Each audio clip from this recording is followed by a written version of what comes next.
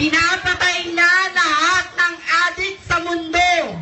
Kaya sa candidate number 2, putang ina mo, subuko ka na.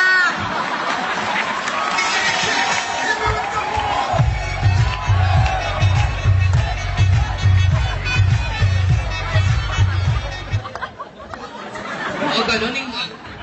Ulit. Ah, isa ka, go! Hit me with the horse! Perfect.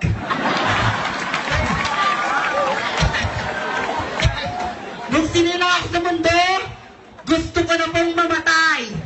Pero yung nakita ko yung mga nauna, shit, yung isang hongo pa, Lord, ang sarap palang mabuhay! Regine! Woo! Regine!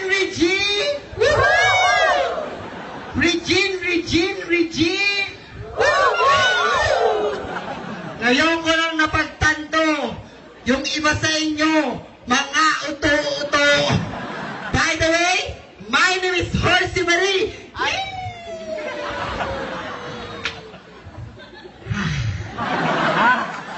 Or you can call me Maika. Maika Pangitan. Maika Bahuan. Ngunit may kagandahan ng kalooban. Standing in front of you, isang half Portugal, half Greece, pinagsama Putragis. And all the way from the pure capital of the Philippines, Pure Gold Junior. A Bachelor of Science, graduated at FEU. Para lang elementarya ng ulungga po.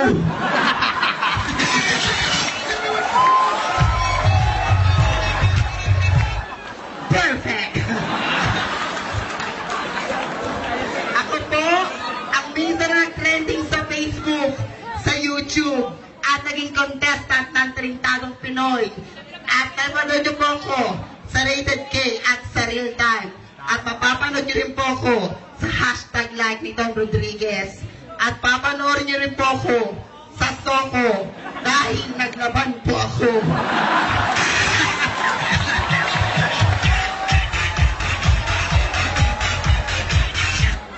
Perfect! At mamayang gabi naman, aabangan ko naman kayo dahil holdapper po ako.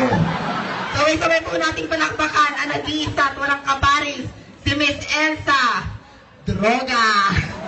Miss Elsa Droga, naniniwala sa isang sabihan kung ang mga kalalakihan ng aswang at ang mga babae naman ay manananggal.